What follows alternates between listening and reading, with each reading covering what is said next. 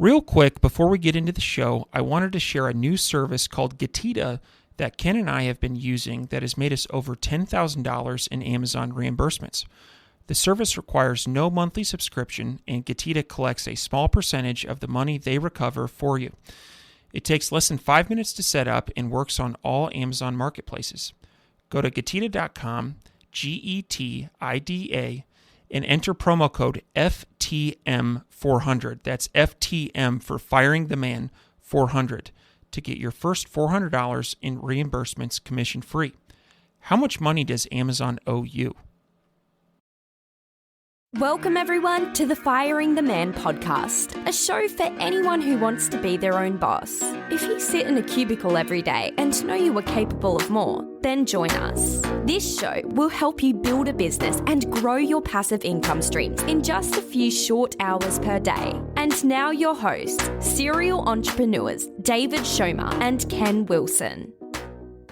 Welcome back to the Firing the Man podcast, the show for entrepreneurs who are ready to take control, fire the man, and build a business that works for them.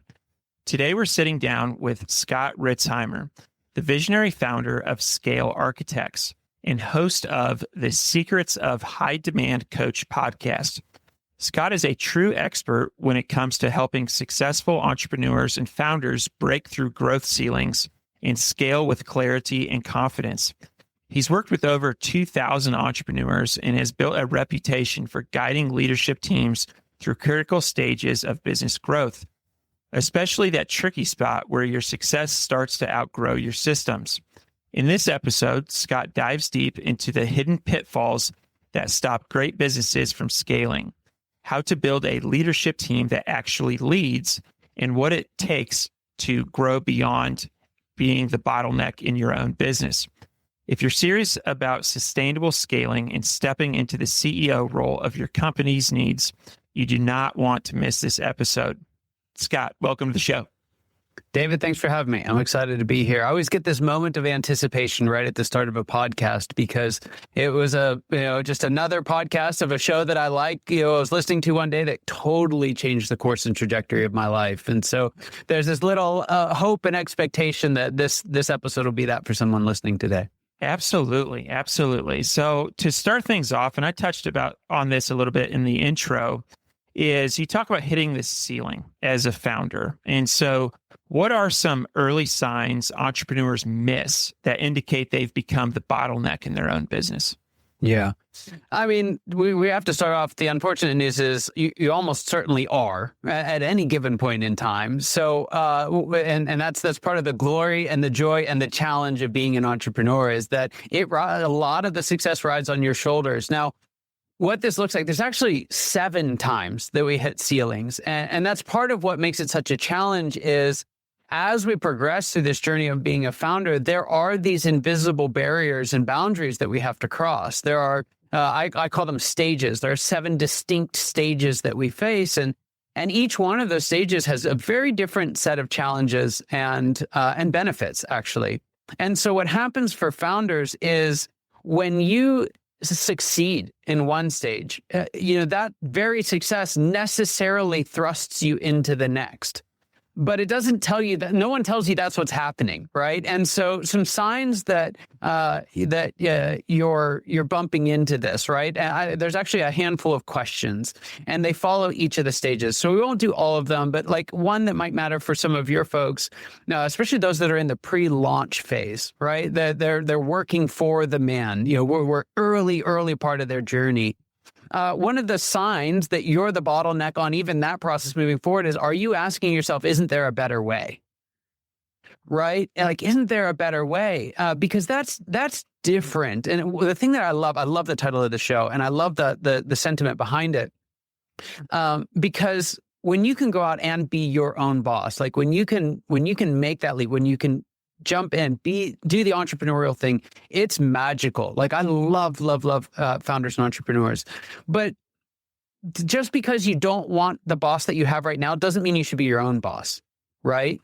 And so there's a really important distinction, and I love the way that how this show is born, and your goal of kind of documenting your way through the process, and I think you said before we hit record that it took you a year to make that leap, if I remember correctly.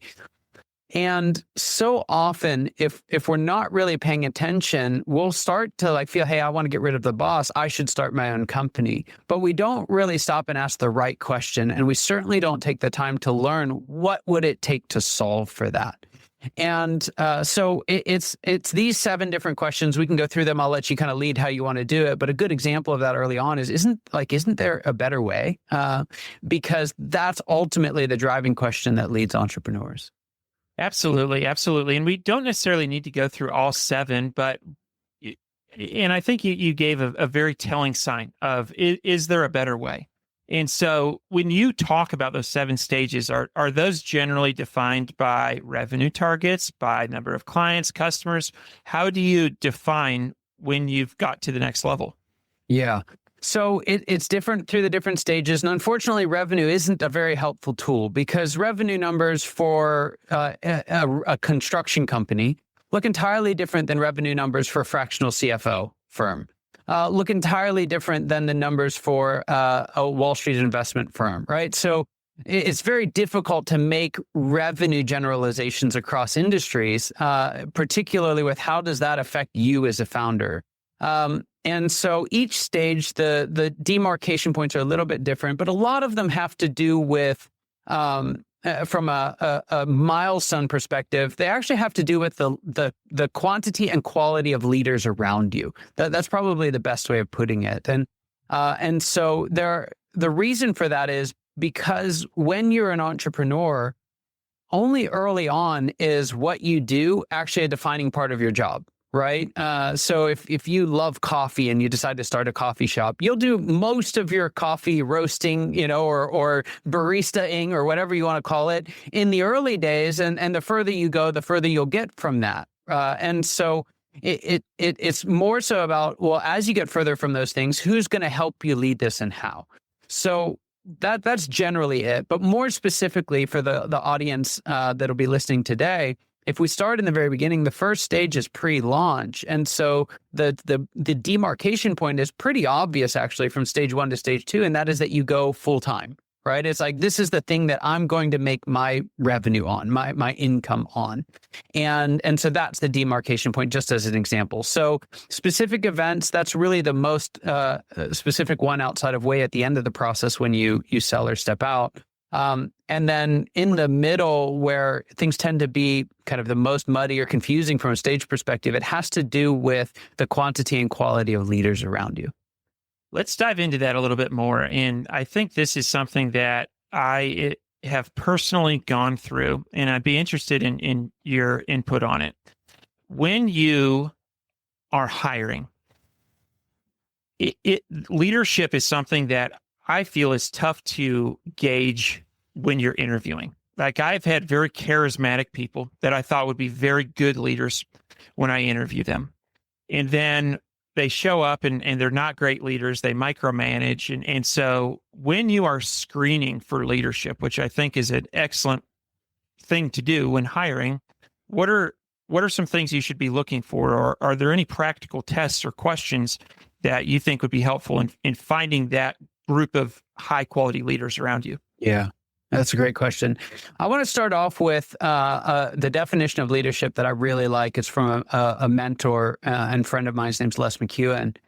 He says, leadership is any act that moves a group of 2 or more toward their shared goals or purposes, right? So that's a pretty broad definition. Why is it leadership? Because it's moving more than just yourself, right? It's moving a group of 2 or more. It's directed with an aim, right? There's somewhere that we're going together, and it actually moves us forward. And so that definition is really important, because if we use what most of us think of in terms of leaders as people who have ideas and tell others what to do, right? And to varying degrees of niceness, that's really only 20 to 40% of the population, something like that. It's not a big pool And it's not the only way to lead by any stretch of the imagination. Like and here's the litmus test for this. I'll walk into organizations that have all people of that type. They're all leaders. It's a company of 7 people and they all lead their own division inside the company, right? There are 7 divisions in a 7-person company. And you have too many cooks in the kitchen. You have too many people with ideas, but no one actually executing on those ideas.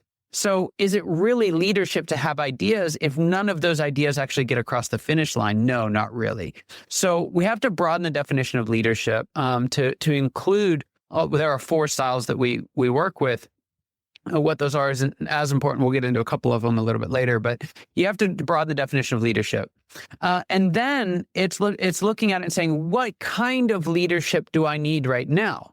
And so for folks that are in this process of, starting their own company, going from solopreneur to having a few people around them, there's actually a very specific kind of leadership that we're looking for. And it's not ideas.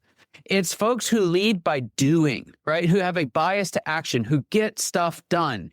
They generally aren't the most strategic people in the world.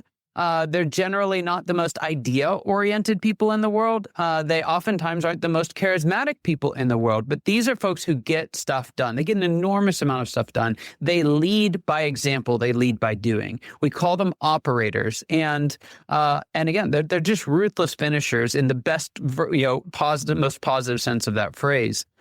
And the reason why we need operators is because most folks who start their own business, they've got, and I mean, tell me if you've had a different experience, but they have way more than enough ideas to go around. They're not at a shortage of ideas. They're at a shortage of execution. I need someone to actually get these things into the real world. I've sold a bunch of clients. I need someone to actually service them. And so in the interview process, especially early on, and then this is true for every stage, but making sure that you're looking for the folks who will lead in the way that you need right now. I like it. And I'm glad that you gave the definition of that person being a doer, somebody that can complete the tasks. Because if I look at my own organization or organizations that I've been a part of, there are a lot of idea people that struggle on the execution side of things. And so 2 areas I like to hire when finding a leader. I'm curious if you have any pro tips here. I really like for operators, people that have been in the military and people that have been on sports teams. And if they've been on collegiate sports teams, that's even better. And so not that I exclusively look at those, but I definitely that resume floats to the top of the pile if I know that about them. And so what are some other characteristics, or do you have any similar things like that? That's so spot on. I want to unpack why a little bit, because the reason is a little different. So when you're looking for operators, military experience for sure. But interestingly enough, when they test, right, when they take our assessment, they don't test as operators all that often. So what's happened is they have the learned skill and behavior of an operator, which is great, right? So what the military tends to do for folks is add the ability to operate, is the best way of putting it. Now, you'll get, wired, like folks who are wired as operators who are attracted to the military. But the bigger thing from the military is that it puts those skills in you. Super, super helpful, especially when you need a blend of different styles. Now, sports, on the other hand, is much more a reflection of wiring, right? Folks that are attracted to sports, and I would say individual sports more than team sports, although not exclusively, but there's a slight edge there.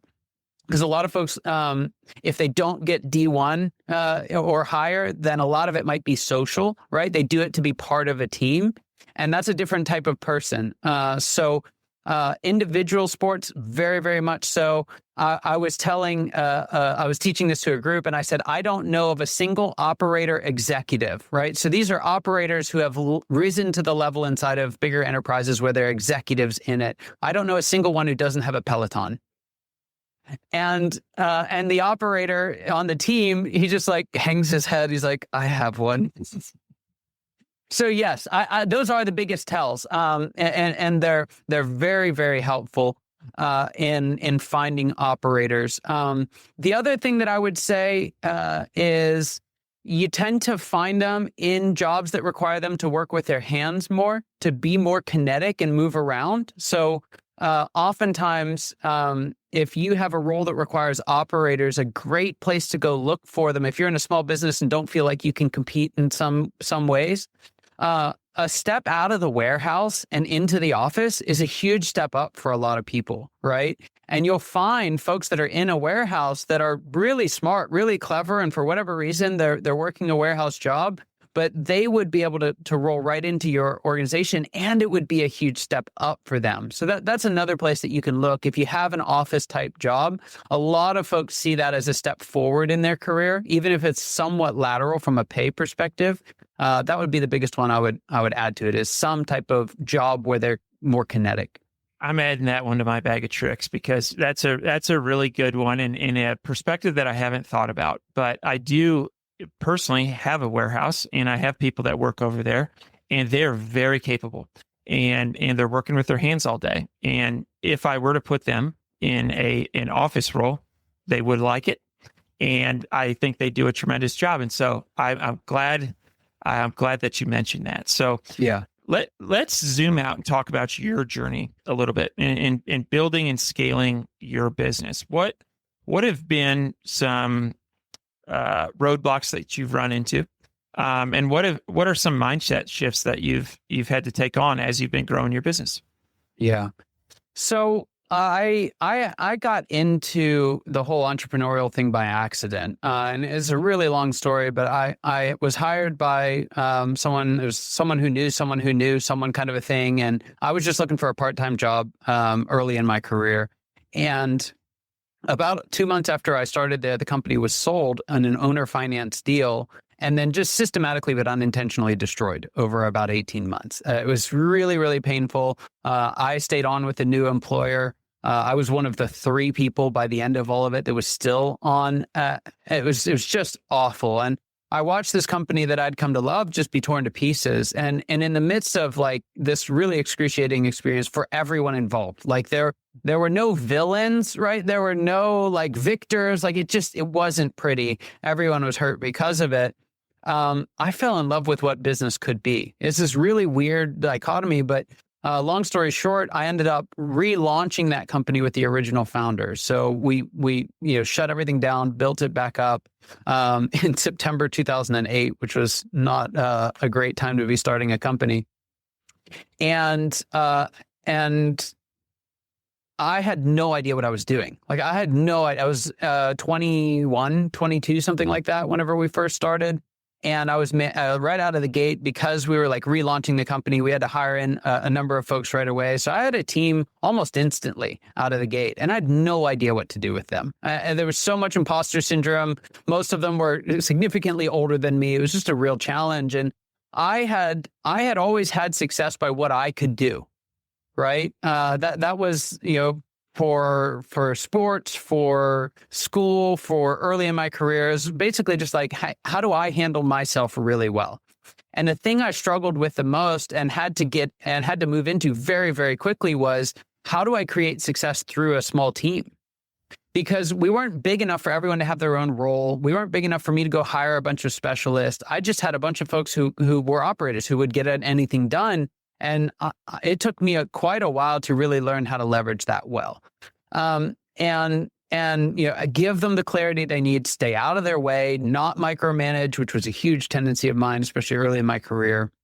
But that shift from individual kind of star player to captain on the field, where I have my own job, but I also have to orchestrate everyone else's job at the same time.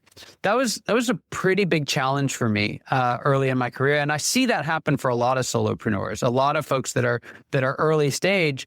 They're like super talented, super gifted. No one can do anything as good as I can. And to some extent, like that's true early on. And so they end up in a little bit, similar to what I did, in a little bit of a prison of their own making, of like, I can't delegate anything because no one can do what I do. And that's a miserable place to be. Like when you create a company that just consumes every last bit of your energy and you've got no one else that you can trust and turn to, you've got a huge, huge problem. So early in my career, that was one of the biggest challenges I faced. So, and this is coming from I would consider myself a recovering micromanager, and also a perfectionist. And I have what you're talking about, I have been through.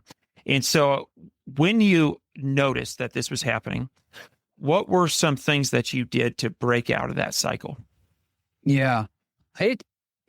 It wasn't like this. Oh, I wish it was like this overnight revelation, like I get to help folks with that now because it's just a normal stage that everyone goes through. And how you do that is actually very straightforward.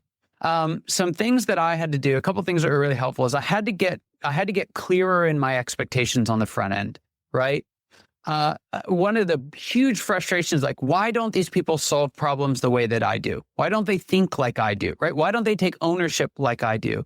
And so instead of owning the responsibility for solving that, I found myself just getting frustrated by them all the time, right? And a lot of folks, folks listening will resonate with this.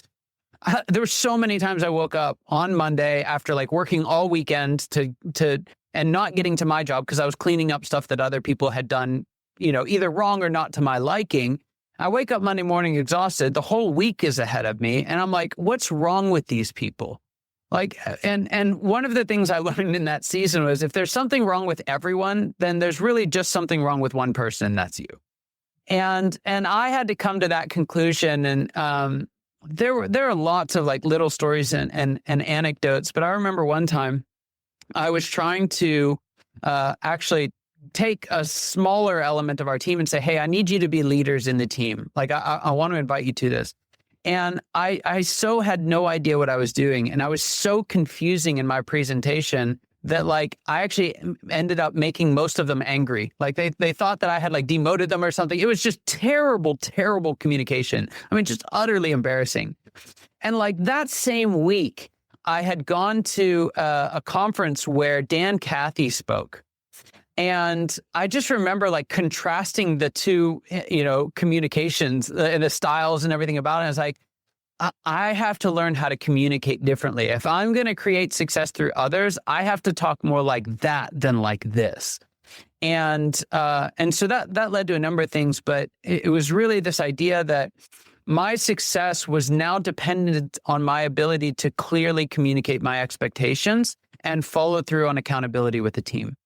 And in a fun way, kind of strange way, my like woeful, pathetic attempt at that contrasted so sharply with Dan Cathy's presentation on the same topic, really highlighted that for me and kicked my ass into gear, for lack of a better term. I like it. So when was Scale Architects born? What's the backstory there?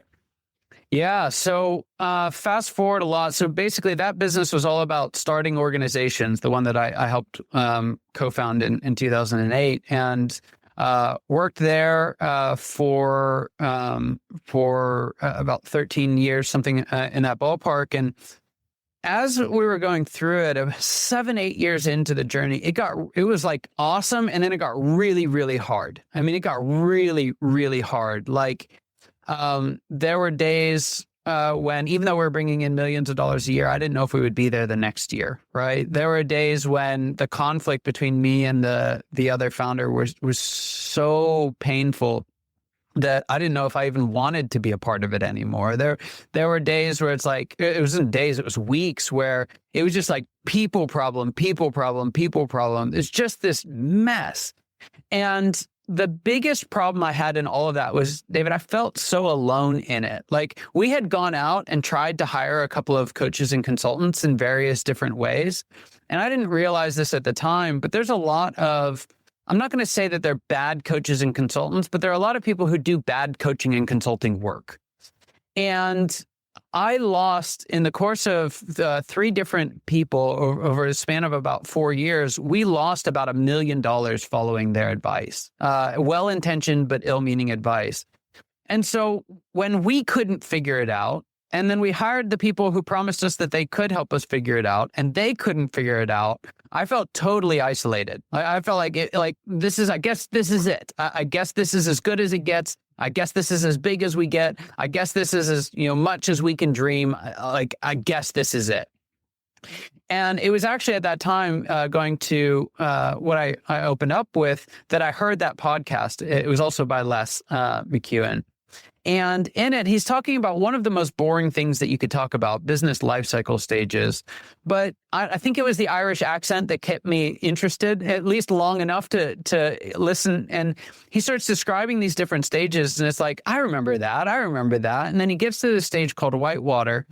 And it's where complexity inside the business starts causing you problems, profit drops, problems go up, infighting in the leadership team, lack of alignment, revenue still moving, but you're not keeping any more of it. All of those different things that we were experiencing, like all of them, he starts listing off. And it's just a natural stage in the process. And that hit me like a ton of bricks, because it was the very first time that I ever felt like me and my business were on a map that already existed, right? Every day before that, it felt like we were walking off into the wild unknown, and that's really fun for a couple of years. It's really exhausting after a while, because you start stepping in potholes and stuff, and it's just not a pleasant experience. It gets old. But I didn't have any other way until I heard Les speak. So I got a copy of his book. And as I'm looking through all that he has to say on whitewater and how to get out of it, I realized two things at that stage. One was this is it. This is the path to get out. I'm really confident that this is going to work. And it did. We tripled our bottom line in 13 months. It was amazing. But the other thought that hit me totally out of the blue, and this is a very long answer to your very short question, was if I could help other people recognize this stage and get out of it, and if that's what I could do for a living, I would die a happy man. And that was back 2016 or 2015, something like that. And it took a few years for that to really brew. But once I got us out of that whitewater stage, we had this massive transformation as a company. We were bringing new leaders in and putting them in place. I realized that's really what I wanted to do. I wanted to help other founders whose dreams were being squashed just by virtue of the fact that the complexity in their business was overcoming their ability to execute. They were in that whitewater stage and they needed help getting out. And so Scale Architects was fundamentally created to help founders recognize those different stages and excel and succeed through them. Very nice. Very nice. What were 2 to 3 chess moves that you made when you recognized that you were in the whitewater phase and wanting to get out? You had mentioned bringing in better leaders. Were there any other areas that you really doubled down on or focused? Yeah.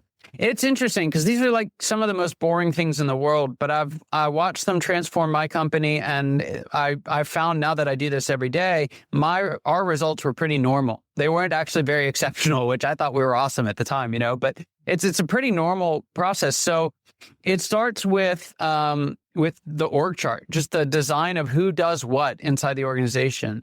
And we had one. It reflected where we were coming from, not where we were going. And so what was happening was, because folks weren't clear on what they needed to do for us to succeed, we had a bunch of people running in a bunch of different directions, and none of it was really working together. The other one was getting our leadership structure in place. We had leaders, but what I realized during that process was that we needed to move from having a leadership team to an executive team. We didn't need just leaders who ran around getting stuff done anymore, although we needed some of that, but we had to balance it out with like executive quality caliber folks that brought a different skill set. So the other styles, just real quickly, are visionaries, which makes a ton of sense, operators, which we've talked about so far, processors, folks who think in terms of system and process, don't need them early on, desperately need them in whitewater. And then the fourth style is a synergist style, which kind of melds the other three together. But we needed to balance out that team. I had to re-engineer my leadership team almost, top to bottom. And some people stayed on. They all had different roles because of it. But getting that leadership structure right. And then also right underneath them, we had another layer of leadership that was forming in our management group. And we had to get those two working together, which was trickier than I had expected coming in. So those are the two big first ones. There's other things like alignment and how we do empowerment and delegation, and then cross-functionality is the fifth one. So there's some building blocks in there. Ultimately, having an org chart doesn't do anything for your bottom line changing, right? Like having good leaders doesn't, in and of itself, just because you have them doesn't mean that it's changing anything. But what it did was it led us to just this unreasonable amount of clarity on where our strategy wasn't working properly. When folks were finally clear on what they were responsible for, they're like, there's no way that that can happen, or we're only doing half of what can happen, right? So that clarity, particularly within the org chart and the leadership team and alignment where we were trying to get in the long term, helped us to recognize there were significant parts of the business that we actually had to shut down. And there were other parts that we had to double down on. And so the structures that we put in place, rote and mundane as they are, were the very thing that created the environment for us to see the actual problems we were facing and solve for them. I like it. And one common thread I'm hearing you talk about is the personnel, the people, the team. And I know it's been my experience when I first started my business. Of course, on day one, I'm doing everything. And then I hire a VA, and you slowly build the team. And I had a guest on the podcast the other day, and he said something that has I've honestly lost sleep over it. And I'm curious what your opinion is on it. So he had said hourly compensation and salary compensation is a lazy way of compensating people. And if you can align compensation in a way to where people are rowing the boat in the same direction, where you have perfect alignment, you will get much better results. And the reason I've lost sleep over that is I agree with them. There are hourly employees that work very smart, work very efficiently, and they bill less, and in turn they get compensated less. There's really not a ton of incentive for being more efficient. Salary, it kind of seems like, whether we outperform by 50% or we underperform by 50%, like this is my cut. And so I'm curious, as you were making those chess moves that related to personnel, was there anything that you did with compensation that you found to help get people rowing the boat in the same direction? Yeah. You're hitting a big item because I'm philosophically very torn on this issue right now. No thanks to Daniel Pink. So I don't know if you've read the book Drive by Daniel Pink, but the whole motivation 1.0, 2.0, there's a lot of evidence. There's way more evidence than there was at the time that I was making these decisions that motivation 1.0, eat what you kill kind of a thing, has some really significant limitations. And it doesn't matter what the compensation model is. It's really, really limited. And then motivation 2.0 doesn't have any answers. It just shows that that's wrong. So there's not a whole lot of models out there that are there, and there's definitely not a one size fits all. But I will say one of the things that gave us a tremendous amount of success in the kind of middle stages of my journey, if you will, was piece rate pay. So our sales team was compensated based on what they sold from a commission. Our producers were compensated based on the number of items that they completed. We use that very heavily, somewhere between 70 and as little as like 25% of most people's compensation was tied to what they do. It's hard to make that one size fits all because a lot of folks don't fit into that, and increasingly so as you scale. And one of the things that you'll find is in the earlier stages, what you kill, what you eat is pretty much the most effective strategy. It's a very, very effective strategy. But as you go further, it has some serious constraints when it comes to scalability. It has some serious constraints when it comes to teamwork and motivation, sustainable motivation. And it also has some serious constraints in that it does not value stability, which as you get bigger, you find you need a stable position to be strong from. So yes, as much as you can, especially early on, especially when you have operators, you really want to go, they want to be paid that way, right? Like they want to be paid by what they produce. So here's the principle that I think kind of supersedes all of this. You have to have a compensation strategy that inspires the highest degree of ownership and self-accountability in the type of people that are needed at that stage. I like that. So in the stage that you're in, coming out of, I'm not real sure where you are today, but and for those who have fired the man and are progressing through, to the extent that you're dependent on operators, then yes, that's very true. Operators they want to have some control over what it wants, and they're very results oriented. So it's very helpful. But like processors and synergists, it's not anywhere near as effective. In fact, it can trigger fear responses in them that are debilitating. So the biggest principle is that compensation, or the type of compensation, is largely irrelevant. What the goal is an exceptional degree of ownership and self-accountability. So if you pay people in a way that causes them to take more ownership, that's the right answer, no matter how you've paid them. I like that. The more ownership equals better. And my next question relates to operating systems. And I will share with you and to anybody who's listened to this show for a while knows I'm a huge fan of the entrepreneurial operating system from the book Traction. I think I'm in my 8th implementation of it this year, and it has been remarkable in terms of setting long-term goals and then breaking those down into actionable steps. And I think that kind of goes along with what you're talking about, is giving ownership to team members, or more ownership. And so are there any, and I would call that kind of an out-of-the-box operating system. Of course, I'm in my 8th year of implementation. I would say we do it 90% by the book. But are there any operating systems that you've used or you've consulted on that you find to be incredibly helpful in getting out of that grind stage and more into a legitimate operating business? Yeah. So the operating systems, I like to call them operator systems, because that's really what they do. They're the least restrictive set of mechanisms that allow operators to do their best work when they're used properly, right? And so the operator systems are most helpful in what I call stage 3, that reluctant manager stage we talked about earlier. What's wrong with these people? Well, those people aren't the same as you. They're not visionaries like you. And so what EOS does very well is it takes what the visionary knows, wants, and needs and interprets that in a way, and then protects the operators in their ability to execute on that. Does it very, very well, right? Top to bottom, that's really what it does, which creates more freedom for the visionary, and it's magical. So EOS is a good one.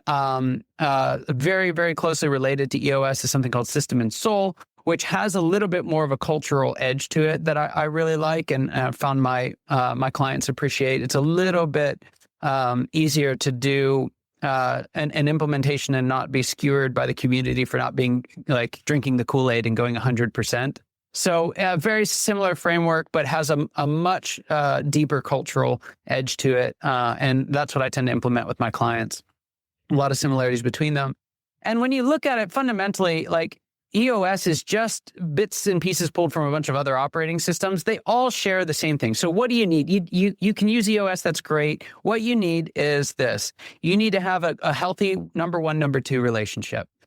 If you don't, it's just a way bigger lift for you as an individual. But to the extent that you can get a healthy, person in charge, right-hand man or woman, and you can get that relationship working well, which they do through the visionary integrator and the same page meeting, that's a way of solving that problem. Having 2 people leading from the very center is very, very effective. You've got to have a set of leaders who at least can execute on the things that you want them to do, right? There are various degrees of how much input you need from them throughout the stage, but you've got to have some semblance of a leadership structure. You have to have really clear expectations, right? Everyone has in numbers the example of this, of here's how we measure your success, and we actually measure it, right? So there's accountability that comes with that. And then you have to have a way of linking where you want to go, your long-term vision, to what you're doing now, right? And they do that through the Vision Traction Organizer with, the longer-term goals. I forget what they're named, all the way down to the quarterly rocks. And then last but not least, you have to have a regular meeting rhythm. It's not every week for every company. Some it's a little less, some it's actually a little bit more frequent, but that's what makes EOS work for folks. And they've done a great job at putting all those pieces together. But if you look at any operating system, they're all going to include those same elements.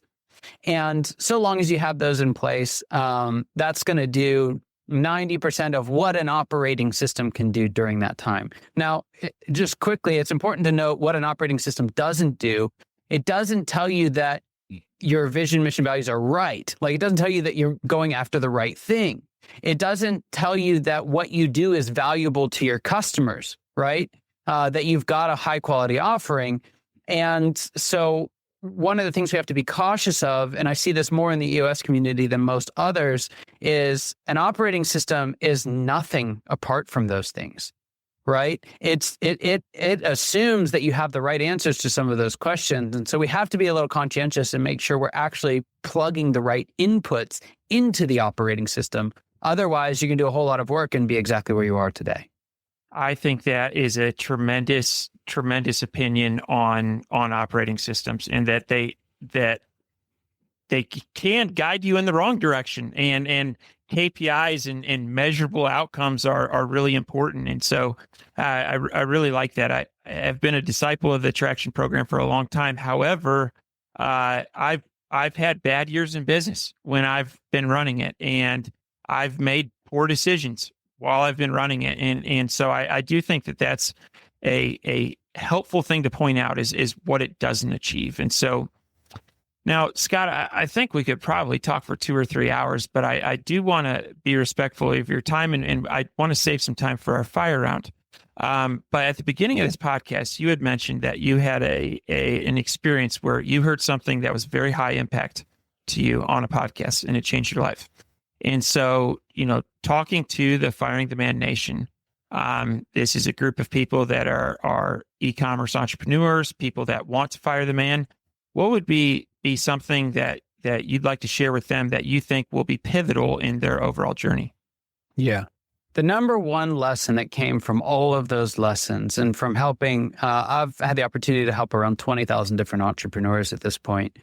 And when you do something that many times, you start to see a pattern, and there's no one thing that's going to grow your business every time, right? There's a lot of this, like, if you just do this, your business is going to explode. And then we have all these stories that prove that that's true, but we don't tell all the stories where it didn't work. So the question is, like, what separates when it does work or doesn't work? And that is the stage that you're in, principally. It's recognizing what stage you're in, and pointing to this conversation is, as a founder, which of those 7 stages are you in? Because what drives success in that is really 2 or 3 things. I mean, it's really that simple. There are 2 or 3 things that you have to major on in each stage, but they're different in every stage. So the biggest thing I'd hope folks recognize, and that I wish I knew early on, is that whatever's creating success or not creating success right now is dependent on the stage you're in right now. And so that means 2 things. One, you better know what stage you're in so that you can just do the things that are helpful and not have to worry about the 30 things that aren't. And number 2, when you succeed, it's going to push you into the next stage. Don't be surprised that it does. Just recognize that the stage has changed and take on and embrace the new set of skills that are needed at that stage. So if you do that, your propensity to get stuck is almost 0. Because, like, the path, it's the same for everyone. The stages are 0 mystery. Once you know what they are, it's just like walking down a road with road signs, but you just need to know where to look. And so my biggest thing would be that it's not about what you do, it's about what you do right now. That's huge. That's huge. And you could probably do a mic drop and we could end the episode with that one. But that is really, really good advice. And yeah, that's really good advice. Now, Scott, we have a section of the show called the Fire Round. It's 4 questions we ask everybody at the end of the show. Are you ready? I'm ready. Let's do it. What is your favorite book? Favorite book? I have to give a shout out to Les and his book, Predictable Success. Again, just a huge part of my story. And if someone is listening and hasn't read it, you are absolutely missing out. I joke, Les is kind of the Morpheus of the business world. Once you see the world through the lens of these different stages, you will not be able to unsee it. So sorry, not sorry, but it'll change the way you look at your business and just about every business you work with. I love it. I love it. I'm adding that to my reading list. Number 2, what are your hobbies? What are my hobbies? I still love to play soccer to this day. So Saturday mornings for me, I run out and, like an old man, play dad soccer, which is tremendous, but it's a blast. I get to bring the kids out every once in a while too, so we have fun. Outstanding. What is one thing that you do not miss about working for the man? Oh gosh. The thing that I don't miss is having my wings clipped. When you like, for me, it's a little unfair because I to some extent I was the man, but I did it with a partner, and I don't have a partner in this endeavor. And the degree of freedom that you get flying solo versus having to stay in sync with a partner is pretty magical. So I don't miss having to ask someone else's opinion before I move forward. Very nice. Very nice. And number 4. What do you think sets apart successful entrepreneurs from those who give up, fail, or never get started? I think it is principally that they either intuitively or intentionally understand what stage they're in and deploy the right strategies for that stage. So just to expand on that real quickly, a lot of folks you'll see, and I saw this a ton, early in my career, we had all these folks that are starting out. It was awesome. It was really cool. And then like 3, 4, 5 years later, some of the best ones I would have banked on early. And, when we started, we're coming back and saying, hey, it didn't work. Like, well, what the heck is that? How does that happen? And so the best entrepreneurs are not good at a thing. They are good at adapting to the thing, going back to my answer right before our round here. So when you can adapt to the thing, your ability to succeed goes through the roof. Outstanding. Outstanding. Now, Scott, who is your ideal client at Scale Architects? What type of companies do you work with? Yeah. So I do a ton of work with folks that are in the language of the book, which we'll make sure folks can get a copy of it. They're stages 3, 4, 5. They're managers, leaders, and chief executives. But founder-led businesses usually have 15 or more employees and are looking to grow rapidly. We help folks that are trying to scale all the time. And that window from 10 to 15 to 150, something like that is where we do most of our most transformational work. Outstanding. And if people are interested in getting in touch with you, what's the best way? Yeah, so I would recommend, it's kind of a 2-for-1 here, is head to scalearchitects.com/founders. And there you can actually get a free copy of the full book, The Founders Evolution, that goes through all the stages and everything you need to know about them. You can get a digital copy for free. There's no payment at all. And there's when you do that, you get an opportunity to schedule some time with me, so you can do that as well. Outstanding. And to all of our listeners, check out Secrets of the High Demand Coach. This is a podcast. This is where I discovered Scott, and you do an outstanding job there and really enjoy tuning in. So I will post links to all of that in the show notes. Scott, want to thank you for your time today and looking forward to staying in touch. David, thanks for having me on. Before you go, we wanted to share a new service that Ken and I have been using called Getita that has made us over $10,000 in Amazon reimbursements. The service requires no monthly subscription, and Getita collects a small percentage of the money they recover for you. It takes less than 5 minutes to set up and works on all Amazon marketplaces. Go to Getita.com, Getida.com, and enter promo code FTM400. That's FTM for Firing the Man 400 to get your first $400 in reimbursements commission free.